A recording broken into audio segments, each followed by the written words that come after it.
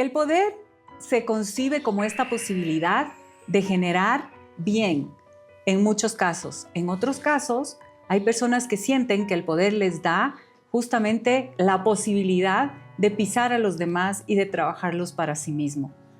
Hoy tenemos aquí a un maravilloso hombre del país que ha usado el poder para el bien del país, para el bien de la ciudad, para el bien de las personas, que ha sabido estar en muchos espacios de decisión muy diferentes y que siempre ha generado bien y ha dejado un legado importantísimo de obra y de beneficios para la ciudadanía.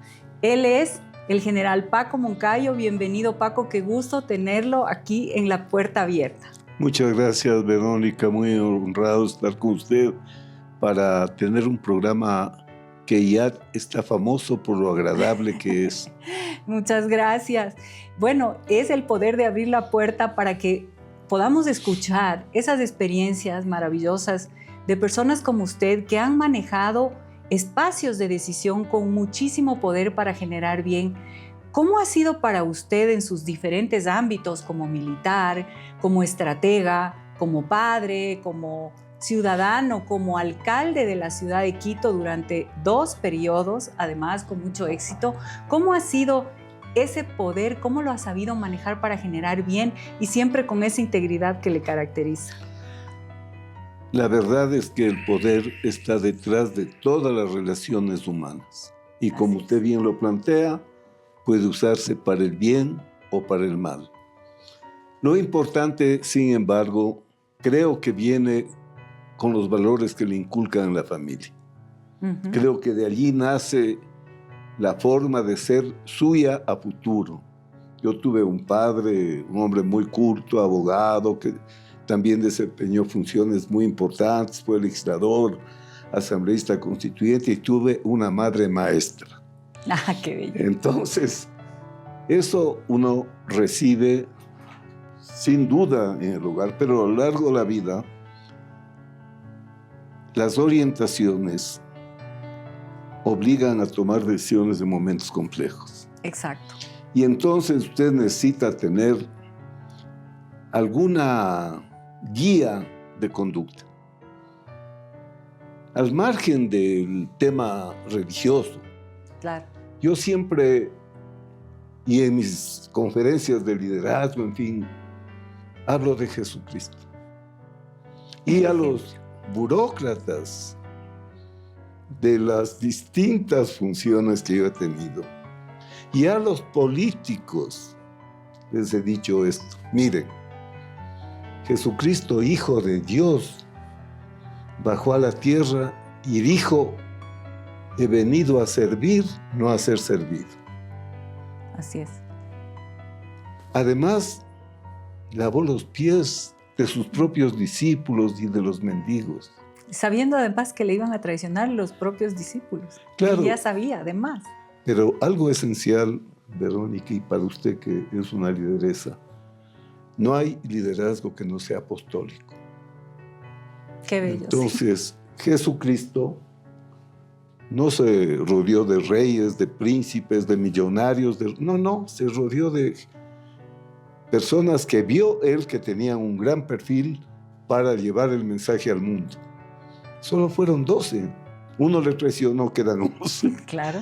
Pero 11 hicieron de su doctrina la doctrina del mundo.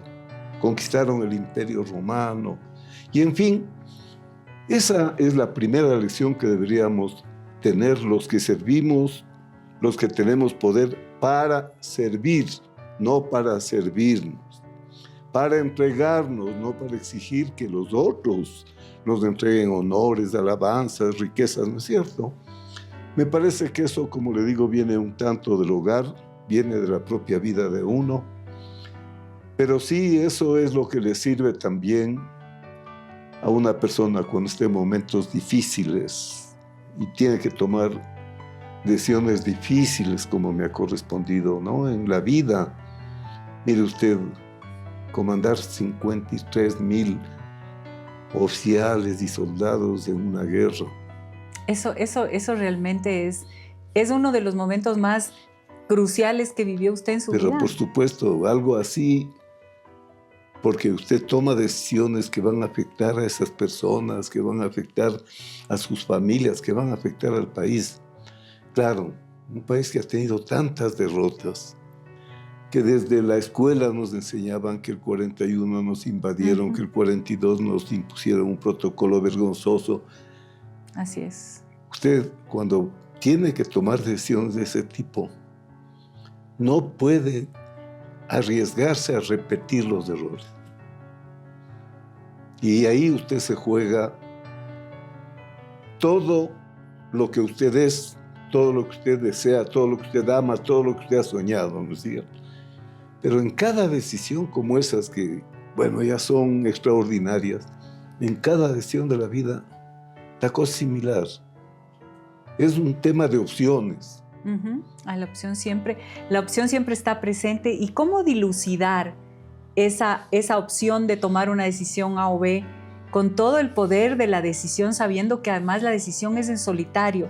Porque las decisiones de poder normalmente se toman solo o sola. Así es. Sola digo, yo por ejemplo oro mucho y como usted nos cuenta, yo lo tomo en oración, yo lo hago en oración, pero en su caso también una decisión para el país, para en ese momento creo que éramos 8 o 10 millones de habitantes, si no recuerdo, mal no recuerdo, y 53,000 personas, hombres que podían arriesgar su vida, y siempre me imagino pensando en la mejor opción para causar el menor daño y conseguir la meta. Claro, usted dice en términos distintos lo que yo puedo responderle. Cada decisión de la vida de uno tiene que estar orientada a buscar el mayor bien para el mayor número de personas. Si es que hay un daño, el menor daño para el menor número de personas. Y si en eso usted emplea el poder, usted es una buena persona. Usted está sembrando. Son reglas de vida, no tan sencillas, pero no son fáciles de aplicar. Usted puede observar en la conducta de los grandes líderes, ve lo que está pasando en el mundo ahora. Claro. Como la soberbia, la vanidad, el ego, puesto por delante del interés de la gente, por delante inclusive del destino de la humanidad. Ese es, creo, el factor esencial. Si Dios te dio poder, debes saberlo utilizar para hacer el mayor bien al mayor número de personas. Y me encanta lo que dice usted, general, porque creo que estamos en una época bastante, yo siempre digo, estamos en la economía del mal menor. ¿Qué es la economía del mal menor? Es esto de que tenemos que decidir lo menos malo. Ya no decidimos por el bien mayor, que se decidía antes, incluso en las elecciones, estamos decidiendo por la persona menos mala. No puede ser posible. Y de hecho, el bien mayor ha pasado a ser reemplazado de alguna manera por el mal menor. En general, en el mundo, hagamos una guerra porque matamos menos gente, pero logramos hacer alguna cosita por acá. Y hagamos esto tal vez, y la corrupción creo que además es rampante hoy en el mundo, no solo en el país, pero en el mundo. Moviéndose en ese espacio, ¿cómo logra tener claridad? Porque mucha gente se confunde, hay demasiada información. ¿Cómo tener claridad en esos momentos de una decisión donde a veces el mal menor es la única opción? Claro, el problema del Ecuador es que vivimos eligiendo entre el mal menor durante mucho tiempo, ¿no? Recuerdo el pasado. Y se ve mejor eso cuando comenzamos a tener la segunda vuelta. Claro. Regresa a ver a los dos finalistas si usted quisiera anular el voto. Pero por supuesto eso no es lo mejor, ¿no es cierto? Y aquí en palabras criollas, ¿no? Todo el tiempo entre el cáncer y el SIDA. Sí, claro. Eso es tremendamente doloroso, pero el problema fundamental radica en que las instituciones no funcionan. De todas maneras, hemos tenido periodos, y es evidente, ¿no? No hay que hacer mucho esfuerzo para comprender que la democracia es el mejor sistema que se ha inventado la humanidad. No se necesita ser un genio para entenderle a Montesquieu. Si tienes todo el poder, vas a abusar del poder. Por eso hay que dividir el poder político entre varias funciones, hay que buscar medidas para que el poder económico sea redistributivo, ¿no es cierto? Es una democracia. Pero frente a las opciones democráticas surgen opciones autocráticas. Ya vimos lo que pasó en Europa cuando surgieron los Hitler, los Mussolini, vean, 5 millones de muertos. ¿Qué pasa cuando surgen estas corrientes chavistas, que el líder, el caudillo, es capaz de todo y debe dominar todo y que hay que mantener una democracia ficticia, pero el Congreso tengo que manejar yo, los jueces tengo que manejar yo, los fiscales? Claro. Entonces, cuando usted llega a eso... No se reparte el poder, simplemente se ponen muñequitos en las diferentes funciones para que le obedezcan al caudillo o a la caudilla, digamos así. Y se vive una falsa democracia, un sistema autocrático. Ahora, ¿qué sucede con esto? Que cuando hay el líder, el caudillo, el que todo lo sabe, el que todo lo puede, nuestro guía, nuestro salvador, hay un empobrecimiento de los liderazgos medianos y bajos, porque los liderazgos no puede haber el líder. Claro. Un país necesita muchos líderes. Vea, hoy mismo que vamos a elegir alcaldes, alcaldesas, necesitamos muchos líderes. Así es. Y por supuesto, se necesita una escuela de liderazgo. Ahora, ¿cómo se forma el líder militar? No se me asusten porque puede parecer masoquismo lo que voy a decir.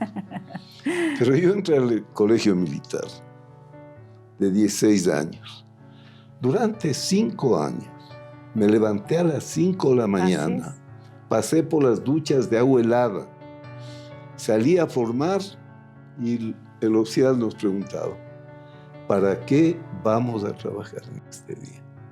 Para fortalecer nuestro cuerpo y nuestro espíritu, para recuperar por las armas lo que la diplomacia y la política han servido. Imagínese. 5 años en esas edades, ¿no? Y todas las noches, 10 de la noche, que ya nos retirábamos a descansar, ¿de quién son el Amazonas y la región oriental? Del Ecuador son por herencia de... Mire, esto es vivir con propósito, es educarse con propósito. Así es. Yo le digo, no es masoquismo, pero yo bendigo esa formación ardua, dura, complicada, ¿no es cierto? Ahora, ¿con qué propósito se forman los chicos en esta época de la inteligencia artificial, de las tecnologías, de la comunicación, en estas épocas en que hablamos de la posverdad, que ya la verdad no importa, lo que importa es quién puede ubicar mejor su relato. Sí. También esto es importante para hablar de los jóvenes, porque no entendemos muchas veces. Yo me llevo y me he llevado siempre bien con los jóvenes porque me he puesto en el sitio de los jóvenes. No como el sabio, sino a aprender inclusive de esa relación. Se dará usted cuenta que yo con mi abuelo, con mi papá, inclusive con mis hijos, podíamos entender el mundo de la misma manera, porque las cosas cambiaban muy lentamente. Así es, claro. Pero si usted ve, desde la tercera revolución industrial, la cuarta, la quinta, y ahora la revolución de la inteligencia y ahora artificial. En la inteligencia artificial, ya usted comienza a clasificar a las personas, ¿no es cierto?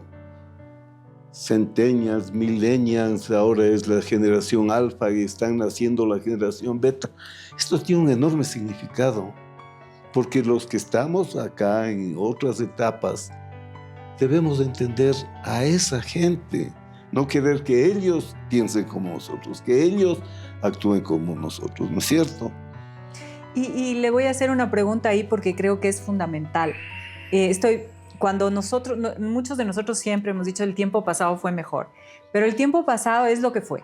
fue lo que fue. Y como usted tiene razón, las generaciones hoy cambian dramáticamente una y otra. Antes todos más o menos éramos iguales, como usted dice, tal vez alguna cosa muy sencilla cambiaba entre una generación y otra, pero hoy estamos viendo que un millennial hoy es presidente de la República, que eso significa que dentro de 5 años podría ser un centennial también, o podría sí. Y estas nuevas generaciones crecieron con la digitalización, crecieron con la democratización de la información, que todo se supone que se sabe, y también con los fake news, con la confusión.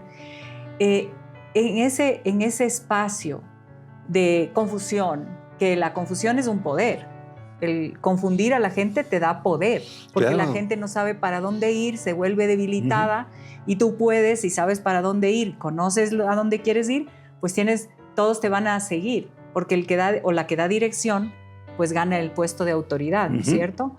En ese espacio, ¿usted qué recomendaría hoy que usted conversa con todas las generaciones, tiene toda la experiencia militar, administrativa, filosófica, de educación y de estar en contacto con las nuevas generaciones? ¿Cómo recomendaría que logremos hacer un país que vaya en una sola dirección? El tema es que un país no es un ente homogéneo, ¿no es cierto? Hay distintos intereses. En nuestro país mismo sufrimos de un regionalismo casi con nacimiento del Estado, que lo que es bueno para Guayaquil parece malo para Quito, viceversa. Que sí, la Amazonía abandonada, pero en cambio nos da el petróleo que nos sostiene desde hace tantos años. La verdad es que nos falta un proyecto nacional de consenso. Un proyecto que abarque todas las regiones, todas las edades, todas las profesiones, todas las aspiraciones. Y por supuesto, usted no puede querer imponer el proyecto nacional como el proyecto de un grupo, de una clase, ¿no es cierto? Un proyecto nacional tiene que ser un gran acuerdo de todos. De eso adolecemos desde que nacimos como país. Entonces... que se refunda cada vez que hay un nuevo gobierno, hay un nuevo proyecto. Y no sea solo nacional, sino también local. No, esto es una enfermedad general de los ecuatorianos, ¿no es cierto? Entonces, ¿cómo lograr ese gran acuerdo nacional? Las cosas nunca salen por generación espontánea. Se necesita un liderazgo nacional. El Ecuador tiene un déficit de liderazgo nacional, pero no en todo, porque va a darse usted cuenta que tenemos grandes líderes empresariales. Así es. Tenemos grandes líderes militares, grandes líderes religiosos, grandes líderes educativos. ¿Dónde está la carencia de liderazgo? En la política. Mucha gente valiosa, política, no quieren saber nada de la política, ¿no? Ahora bien, ¿cómo usted me escuchó hace un momento? ¿Cómo hacemos? Me formé como líder militar. ¿Dónde se forma el líder político? Exacto. En el partido político. Si no hay partidos políticos, sucede lo que vemos. Es aquí, conversamos de puertas abiertas para decir lo que es en realidad, no para ofender a nadie, pero mire, si viene un joven de Bélgica, de la universidad, directo a Carondelet, pierden la cabeza. Claro. Si viene un joven de las empresas de su papá, directo a Carondelet, pierden la cabeza. La madurez emocional es importantísima en un líder, porque toda la parte técnica se puede aprender, pero la madurez esta de manejar el poder en su máxima expresión es una madurez que hay que trabajarla. Claro, mire usted, entramos en guerra con el Perú. ¿Quién estaba de presidente?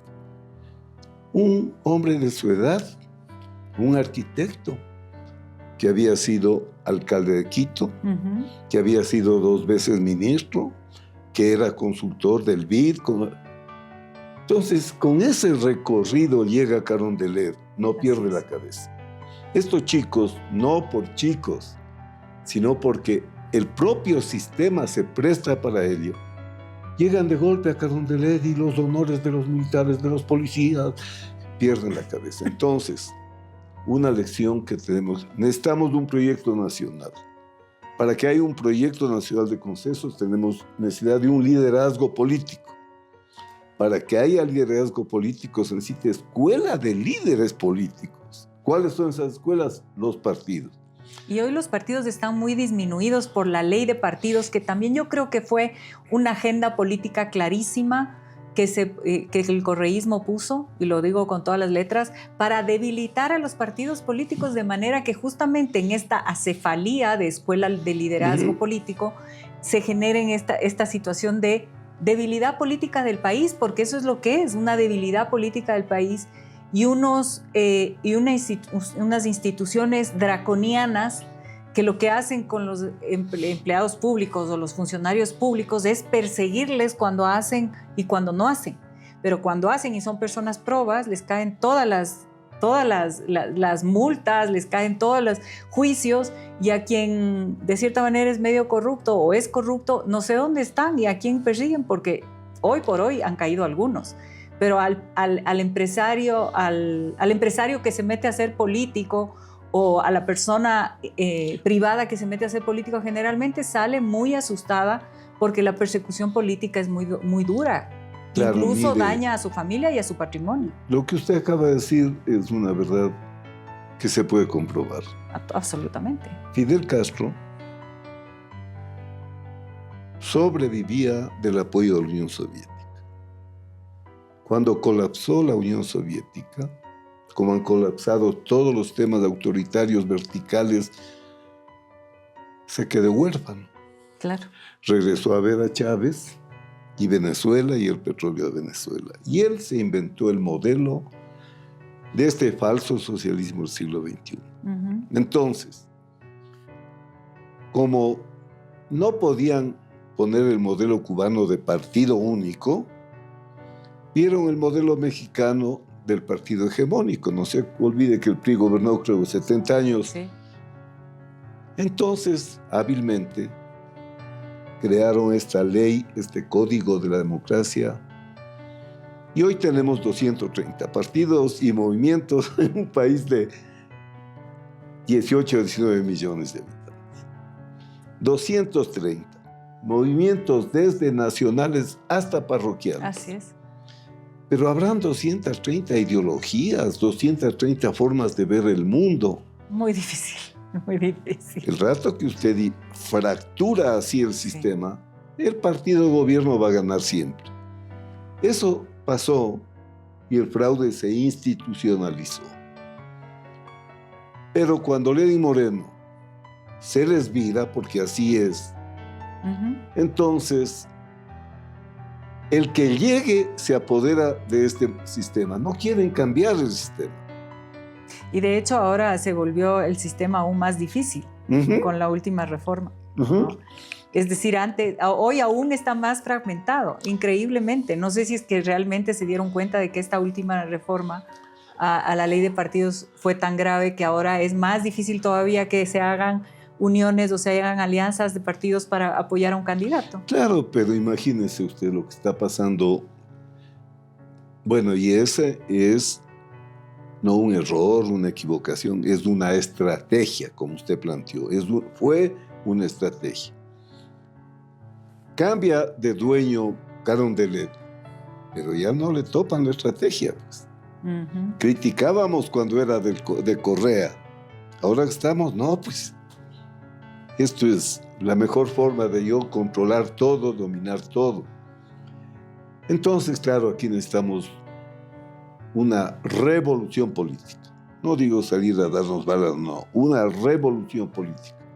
Volver a tener un sistema de partidos. Partidos son escuelas de líderes. Orden y prioridades, claro. y democracia real. Esto es. Repartir un poco el poder.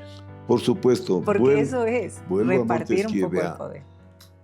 El absolutismo era cruel, abusivo, concentrador. La gente sufría. La sociedad dividida en castas. Se repartían el poder, la riqueza, los privilegios. Por eso la Revolución Francesa, el orden liberal, aquí Eloy Alfaro, así es, cambiaron el mundo para bien. Pero ese orden de lo que se llamó modernidad, en la posmodernidad que deberíamos esperar que sería algo mejor, más evolucionado. Estamos regresando, como han dicho muchos pensadores, a una especie de edad media con alta tecnología. Vea si no lo que pasa en los Estados Unidos. La cantidad de multibillonarios, o sea, en muchos sentidos, estamos regresando políticamente mientras la tecnología avanza con vertiginosidad. Dicho por San Francisco de Asís, general, Dios puso en el mundo una constante material muy abundante, en abundancia para el ser humano, abundancia del ambiente, abundancia de inteligencia, abundancia grande. Y San Francisco dice que el pecado más grande es que de esa abundancia que hay para todos, el ser humano acapara. Y entonces cuando uno acapara, le roba al otro. Es decir, acaparamos cosas materiales o poder, o acaparamos sabiduría, etcétera. Le estamos robando a alguien más porque el mundo tiene una constante. Y esa visión a mí me llama mucho la atención porque definitivamente el que acapara poder también le quita el poder a otro. El poder también es una constante desde el punto de vista filosófico en el mundo y desde este concepto de creación. Y se ve clarito, ¿no? Porque cuando una persona o un ser o un gobierno acapara material, por ejemplo, commodities, ahora estamos viendo la guerra por el petróleo, claro, que no sabemos si solo es por el petróleo, por las tierras raras, etcétera. Eso es un bien. Y si usted acapara eso, gana poder económico, gana poder de armas, gana poder y la gente que acapara oro, la gente que acapara dinero, la que acapara alimentos, la que acapara hoy en este mundo que nos vende ser el lujo, ¿no? El famoso lujo de usted se va a Dubái o va y ve esta Met Gala, que donde en realidad los vestidos valen 50, 60, $100,000. Es ridículo. ¿Y sabe para qué se levanta el dinero? Se levanta para la muestra del museo de los vestidos de la época y Cuando hay gente en el África, y no muy lejos de nosotros, que muere de hambre, es de acaparar. Y ahí le pregunto a usted, ¿cómo es? O sea, ¿cómo le ve usted a esto de acaparar el poder? Acaparar estos sistemas autoritarios de los que hablábamos, acaparan poder, acaparan información también. El tener a la gente sin información te da poder. El tener a la gente dividida, la unión es un don. ¿Cómo manejar el mundo para que las nuevas generaciones puedan tener el poder de entregar, que es un poder muy difícil? El saber entregar, el ser, dejar fluir, el dejar ir las cosas. ¿No es mucho la naturaleza del ser humano, o sí? Sí. Bueno, San Francisco por eso era un santo. Sí, un sabio. Y además, en la época que él vivió, observaba cómo el mensaje de Cristo estaba tan deformado, cómo se había creado una jerarquía religiosa, que también Lutero claro. Salió de esta línea y creó su propia iglesia, era por eso. Entonces, papas que se vestían como reyes, cardenales que se vestían como príncipes, inclusive en los términos se hablaba del príncipe de la iglesia, y por supuesto también el papa tenía poder inclusive sobre los reyes. Sobre la base de este debate riquísimo que hubo en esa época, de que los papas decían que eran los intermediarios de Dios en la distribución del poder. Entonces Dios era a través del Papa que te ponía como rey, y por lo tanto el Papa estaba por sobre el rey, y de ahí vino la lucha también entre el poder de la iglesia y el poder, digamos, de los reyes, de las dinastías, ¿no? El poder laico, digamos así. Poder laico. Ahora bien, mundo perfecto no hay. Los seres humanos no somos perfectos. En esta época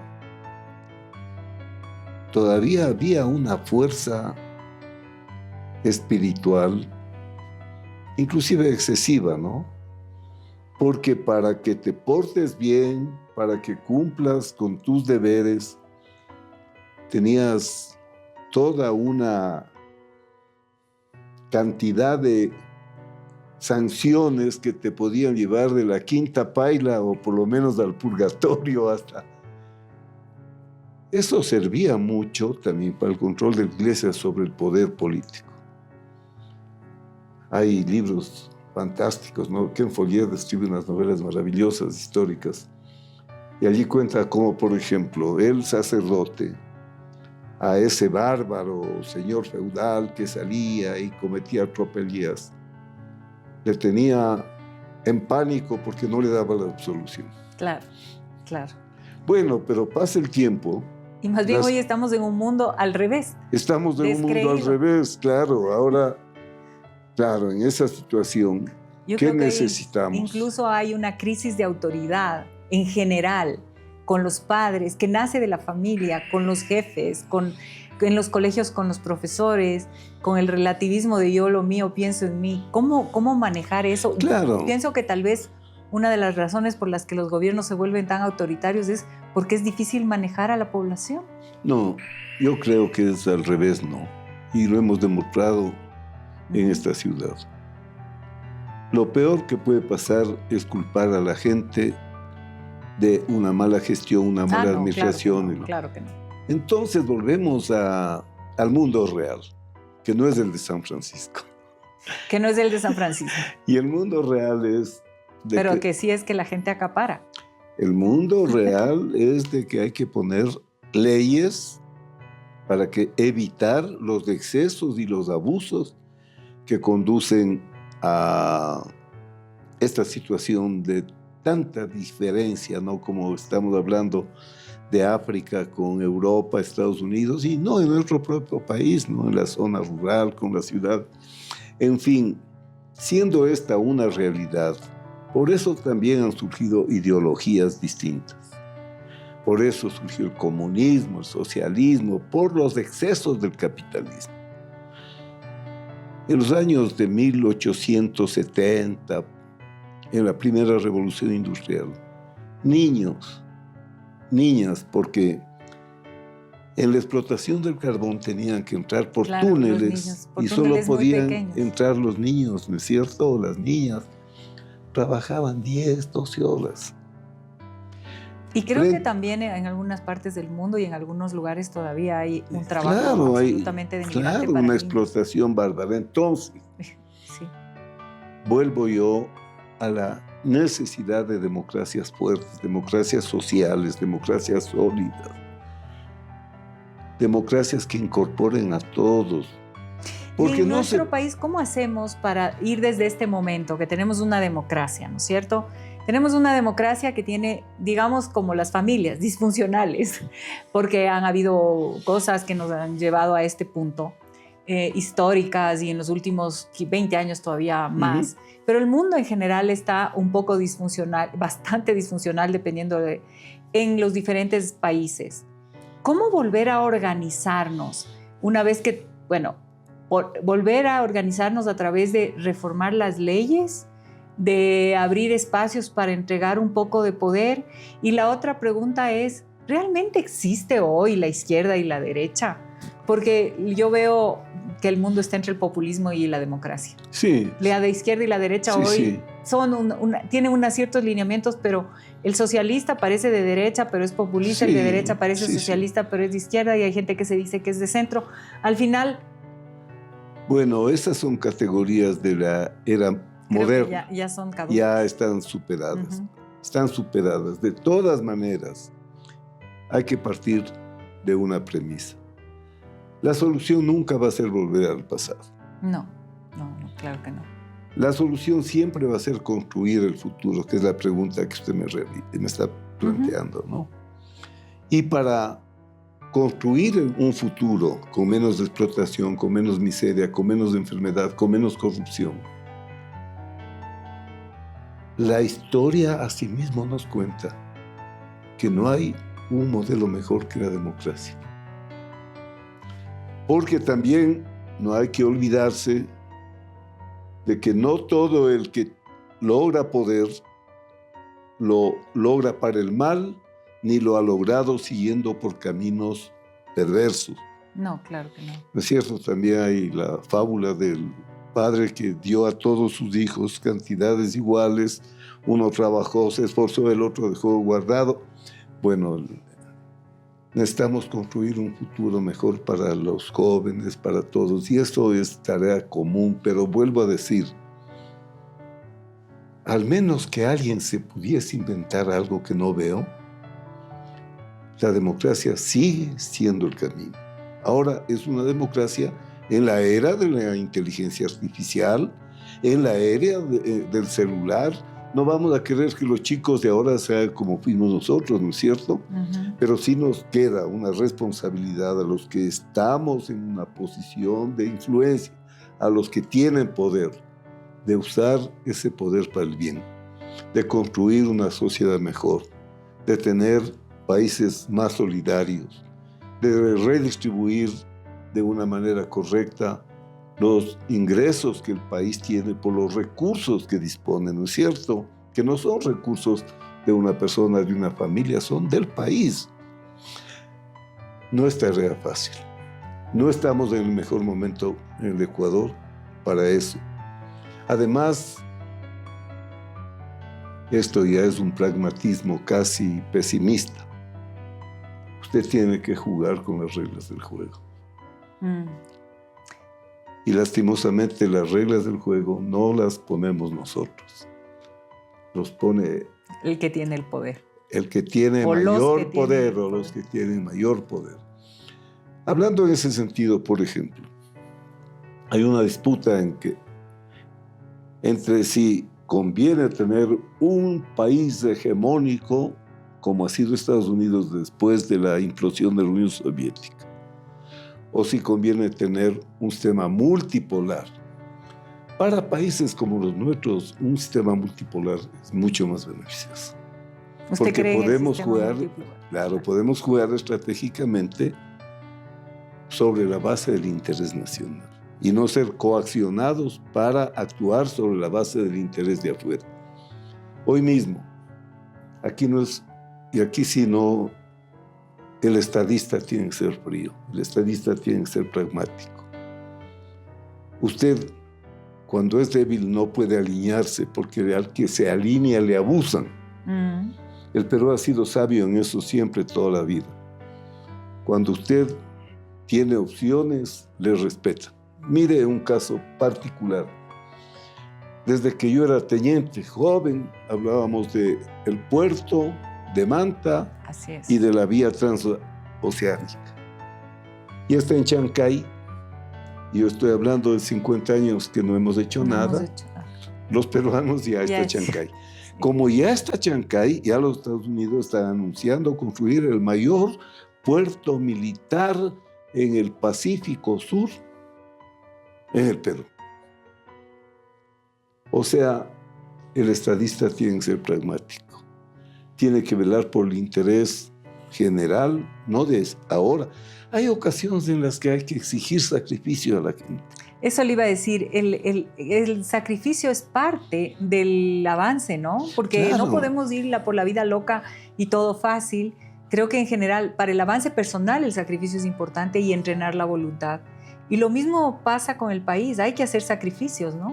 Así es, pero ¿quién puede exigir sacrificios si está beneficiándose muchas veces por vías de corrupción de la tragedia que vive un país? Y peor todavía, si respaldado en un discurso de distribución de la riqueza, de socialismo y demás cosas, ¿no? Así es. O de una falsa preocupación Y por usted lo social. ve a esas personas dueñas de empresas. Por eso San Francisco debe haber estado refiriendo a aquellos que acumulan, pero no a través del esfuerzo, el trabajo, el sacrificio, porque eso es noble. Los que acumulan, y esos son los que están apoderándose de lo de los demás a través de vías de corrupción. Porque esos sí le están robando a su país. Claro. Porque esos que en el contrato de una vía se llevan el 40% La tarifa país. Están haciendo menos vías o de menor calidad, o como usted ve lo que sucede aquí con las plantas hidroeléctricas, en fin, ¿no es cierto? Eso es lo perverso. Y por supuesto, mire usted, volvemos a la solución sencilla y pragmática. División de las funciones. Uno administra, otro legisla y otro juzga. Y escúcheme esto. Puede fallar el que gobierna, puede fallar el que legisla, pero si falla el juez, el fiscal, ¿sobre qué bases morales se sustenta una sociedad? Por eso es que el crimen organizado procura tomarse jueces y fiscales. Y usted está observando, ¿no es cierto?, en los informes de fiscalía, metástasis, purga, encuentro y más cosas, que el crimen organizado sabe que la función judicial es la clave. Y vea usted, aquí en nuestro país llega un presidente, le voy a meter la mano a la justicia. ¿Cómo puede alguien decir eso? Organiza una corte nacional poniendo a sus peones como jueces nacionales. Este país necesita un baño de verdad, necesita un liderazgo sano y sacrificado, porque, mire, volvamos a Jesucristo. Entregó su vida por la causa que defendía. Así es. Vino a servir, no a servirse. En la medida de que nos traslademos al discurso de ese santo tan lindo que es San Francisco, ¿no? Yo estudié aquí en el San Andrés del sexto grado, por eso soy un poco franciscano. Claro. Pero el que le quita es el que se apodera de una manera injusta y ilegal del porque esfuerzo. Acaparar es ir mucho más allá de lo que necesitas. Claro. Porque la riqueza no es mala, claro, y el poder es bueno, así la riqueza es buena. Y lo que yo le decía, la parábola de los talentos, no todos tenemos 100 de talento, no todos tenemos 50. Y el que tiene más talento es para generar más bien. Es proporcional el bien y la entrega. Por eso cuando eres una autoridad o cuando tienes un espacio de decisión, tienes la mayor cantidad de posibilidad de hacer el bien. Claro. Y por eso la responsabilidad de quien está en un espacio de decisión con autoridad es enorme. Pero si no lo haces, acaparas autoridad y no delegas y no entregas para lo que fuiste escogido, digamos así, o escogida para un puesto, para tener éxito. Y eso en todo, desde madres, padres, que somos una autoridad en la familia, hasta presidentes de la República, pasando por todos los estamentos. Claro, y volvemos a los valores. Así es. Los valores que nacen en el hogar, los valores que se comparten en la ciudad. La ciudad es importantísima en la democracia. Eso es importante, porque a veces pensamos que todo tiene que ser del gobierno central, pero sí, todos los gobiernos locales juegan local, claro, y es importantísimo, tienen influencia directa. Y además de lo que vivimos, de lo que hacemos, muchas veces Carondelet no tiene nada que ver. Así es. Tenemos el agua, tenemos el alcantarillado, nos recoge la basura, las calles están pavimentadas. La educación. Pues, todo. El turismo también. El turismo, el comercio. La seguridad no, pero por lo menos el tránsito no, y el transporte. Pero la seguridad sí. Este es un tema muy interesante. No hay ciudad en el mundo en el que el alcalde no sea autoridad de seguridad. Llegó el señor Correa. Aquí teníamos, cuando yo fui alcalde, el mejor sistema de seguridad. Venían a ver, pero nosotros aprendimos, como hacían los japoneses, ¿no? Donde se ha hecho mejor tal cosa, vayan a aprender. Entonces, yo dije, ¿dónde han resuelto el tema de la seguridad mejor? Medellín fue la ciudad más peligrosa del mundo y hoy es destino turístico. Le traje al doctor Acero, a un general gallego, y con ellos hicimos el plan de seguridad. Llega el socialismo del siglo XXI, hacen la Constitución y ponen que la seguridad es competencia exclusiva del Estado central, eso más, como que este Estado no fuese unitario. Escribieron la Constitución como les dio la gana. Entonces, claro, los alcaldes felices, porque una responsabilidad. Lidiar con la seguridad no es fácil, ¿no? Pero hay que recuperar esa obligación del alcalde. Seguridad ciudadana no es un tema de la policía, pero hasta el nombre. La seguridad ciudadana, por ejemplo, hay varias escuelas, varias formas de pensamiento, pero lo esencial en toda forma de seguridad es la prevención. La prevención no es un tema de la policía, pues. La inteligencia, la prevención, las cámaras, todo lo que hoy se hace además de manera digital. Claro, nosotros trajimos en mi gestión pues las cámaras, ¿no es cierto? Que les llamaba a la gente prevención. Los ojos de águila, en fin. Pero entonces las ciudades son fundamentales. Volvemos al tema, los liderazgos locales. Inclusive podríamos entender que de esos liderazgos locales, prefectos, alcaldes, surgirían los líderes nacionales. Como el caso de Sixto Durán o de Rodrigo Borja o de cualquiera de ellos, ¿no? Hay que reestructurar la política, hay que volver a tener una democracia sólida, hay que tener una democracia social, distributiva, que piense para todos, porque ningún sistema que excluye va a ser respaldado.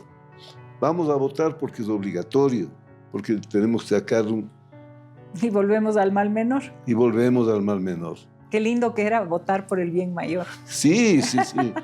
Hubo épocas que era así, pues oiga, usted un debate del ingeniero Pérez Cordero con el doctor Rodrigo Borja. Claro. Oiga, era una cosa que había que escucharse, que aprender. Interesante, sí. Usted, cuando yo era joven, nuestros profesores nos mandaban de tarea escuchar la sesión de la asamblea. Claro.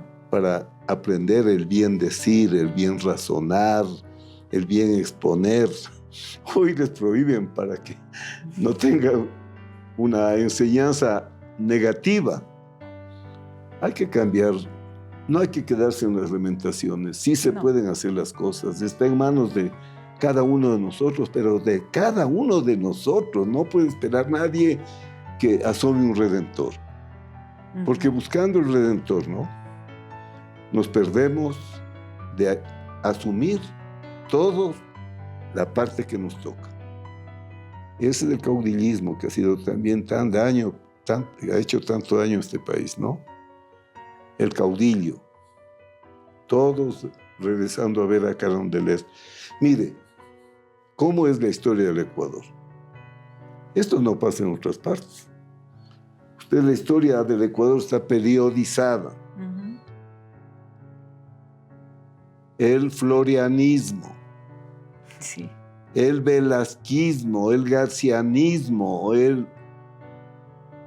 o sea, hasta los periodos de nuestra historia tienen nombre de una persona. Un país que está esperando en un Salvador. Ya vino uno, lo crucificaron. Pero él no vino a disputar el poder para enriquecerse ni para... Entonces, necesitamos que surjan los nuevos líderes en la política para poder tener de dónde escoger, pero que surjan en un sistema ordenado, con partidos, con leyes claras, con sistemas electorales transparentes, porque aquí no hemos tenido, igual que en Venezuela, tuvieron que ir los norteamericanos a sacarlo a Maduro porque habría ganado todas las elecciones eternas. ¿No es cierto? Lo que hubiese pasado aquí sigue pasando. Bueno, en este país hay mucho por hacer y eso es bueno porque hay retos. Lo que pasa es que tiene que nuestra juventud, tienen que nuestras universidades. Oiga, antes la universidad era un actor político firme, En la época que yo soy doctor en Ciencias Internacionales, fui alumno de la Universidad Central, pero la universidad tenía un peso grande, ¿no? Ujú. La universidad debe volver a asumir esa posición. No Hacerse, es sí. solamente para conceder maestrías, doctorados, ¿no es cierto? Como negocio, porque también, bueno, la Universidad Central es estatal. Pero ahí quiero, como ya se nos está acabando el tiempo, que me diga, qué mensaje les dice usted a los jóvenes para que nos pongamos, bueno, yo no soy tan joven, pero sí, joven, que nos pongamos en ese espacio, porque yo sí creo lo que usted dice, ¿no? Ya tenemos unos líderes que nos han mostrado un bien mayor. No nos quedemos con el mal menor. Seamos esa persona que se pone y que se animen, porque realmente desde el lado de cuando uno tiene autoridad, genera un impacto exponencial y eso nos debe motivar para poder ponernos en esos espacios. ¿Qué les dice usted a los jóvenes? A los jóvenes hay que decirles que se comprometan, que asuman responsabilidades, que el país es de ellos y ellos lo van a vivir mucho más de lo que las generaciones de mayor edad, que la política es buena, que no es la política el espacio de los miserables, de los mentirosos, de los rateros. Esa es una visión falsa, o esa es una falsa política. Todos somos políticos, todos debemos ser políticos, todos debemos comprometernos, desde en los liderazgos colegiales, en la universidad, en la empresa. El Ecuador es de todos, no esperemos que alguien nos salve. La salvación es fundamentalmente una tarea colectiva. Que haya líderes está bien, pero el compromiso tiene que ser un compromiso sentido de patria y de todo. No hay milagros en la construcción del país. Y ustedes, los jóvenes, tienen que ser los grandes reconstructores del país que evidentemente se nos está cayendo en pedazos.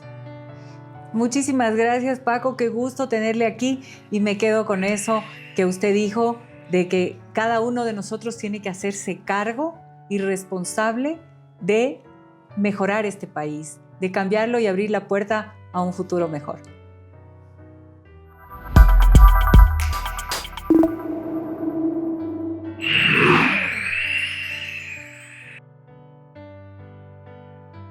Gracias al apoyo de Casa Gangotena.